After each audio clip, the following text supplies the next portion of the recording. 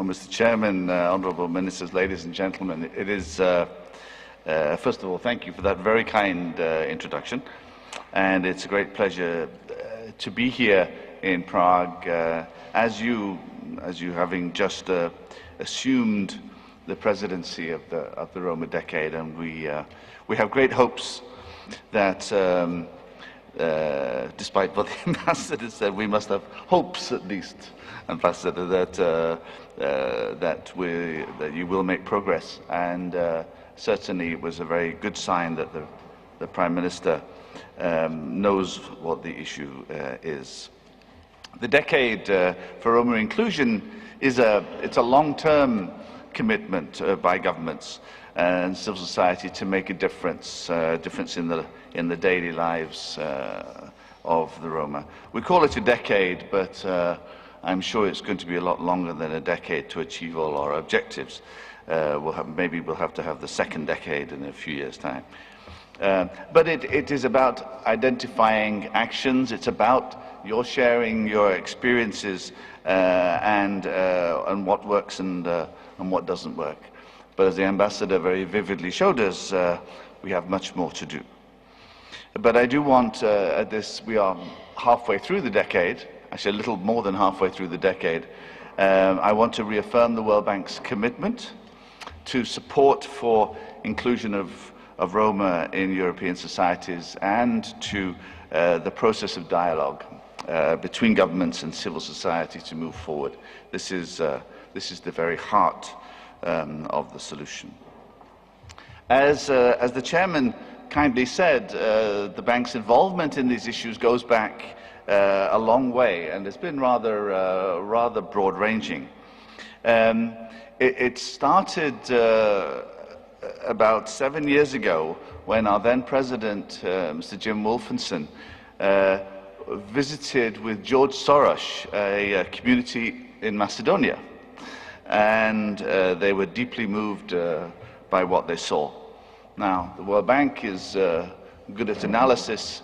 George Soros is very good at convening powerful people, and so that's what they did. And so the bank wrote a report on breaking the poverty cycle for Roma, and George Soros got everybody together in 2004, and the decade was launched, and the Roma Education Fund, which continues with great strength and renewed strength, I would say, since last year, was launched as well.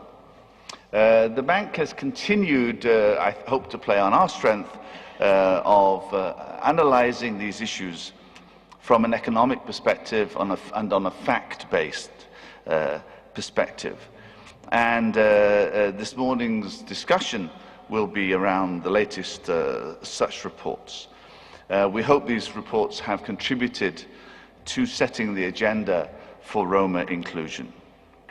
It's part of our continuing role in disseminating the analysis of these issues, and that is manifested in, for example, our continued involvement in Roma summits and our long-term engagement with the decade.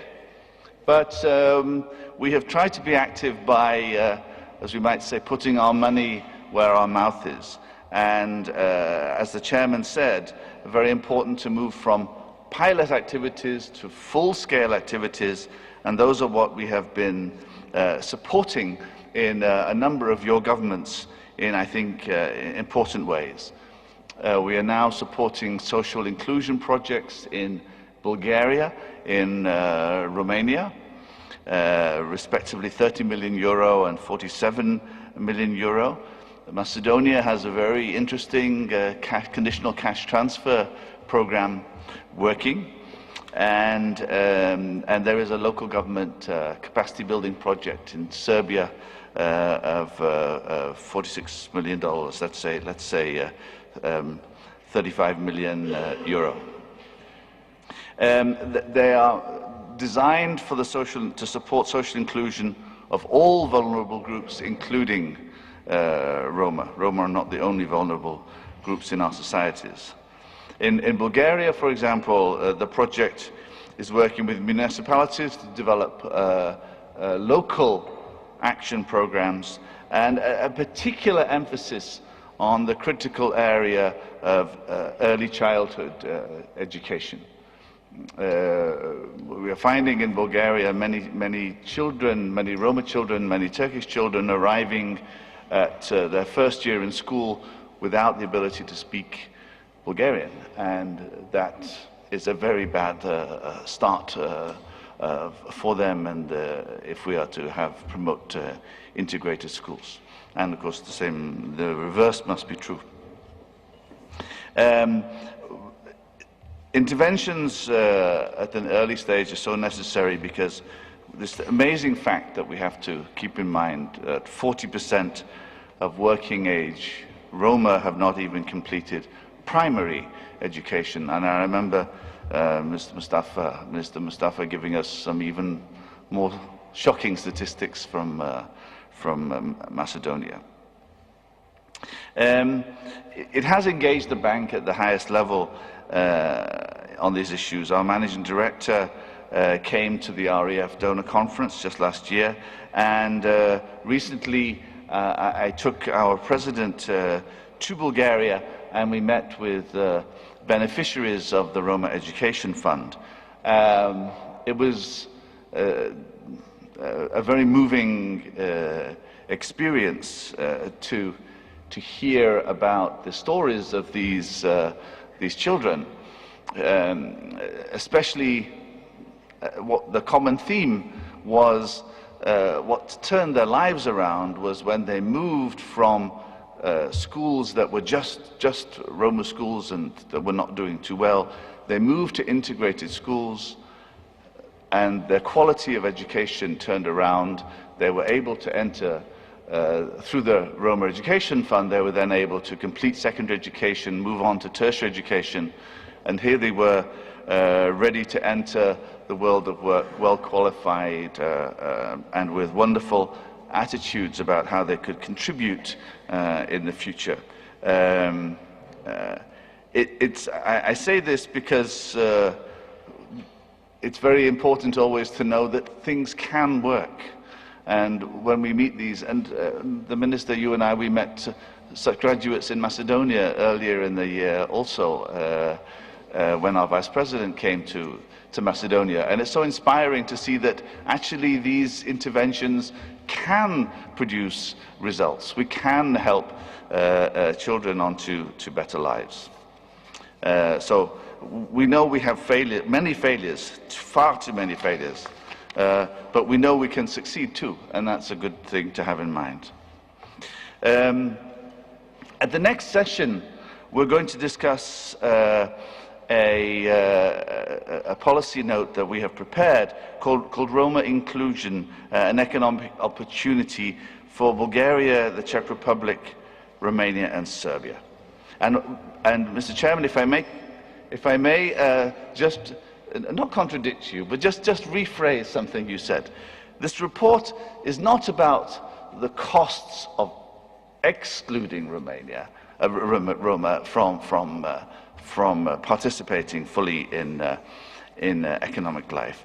It's about the benefits of including. It says, we often talk about the benefits for the Roma people of greater opportunity, but what about the benefits for the country and the benefits for government revenues? These are hard fiscal times. As the ambassador was saying, budgets are being cut. Well, what the report argues is that if we can find ways to increase the employment opportunities for Roma, well, the government budgets would also benefit in important ways.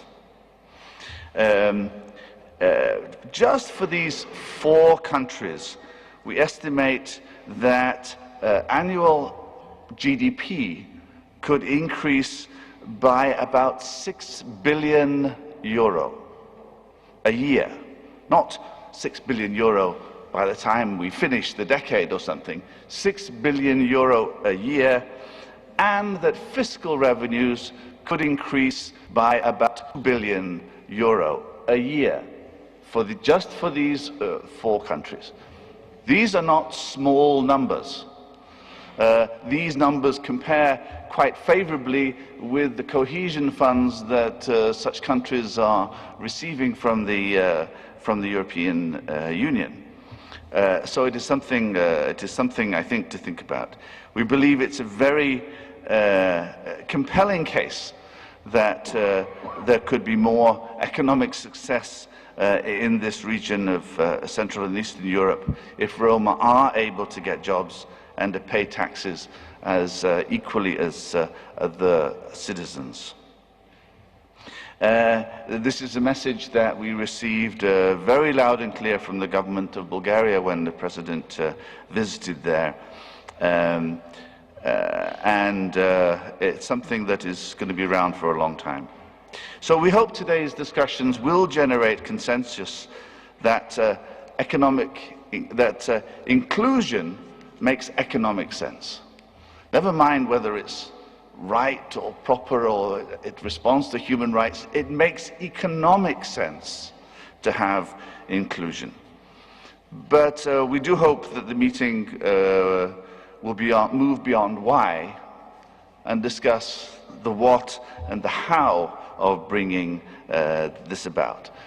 The note makes some suggestions for how we could move on this through, for example, active labor market policies, early childhood services. Engagement on these issues is a very legitimate role for the decade.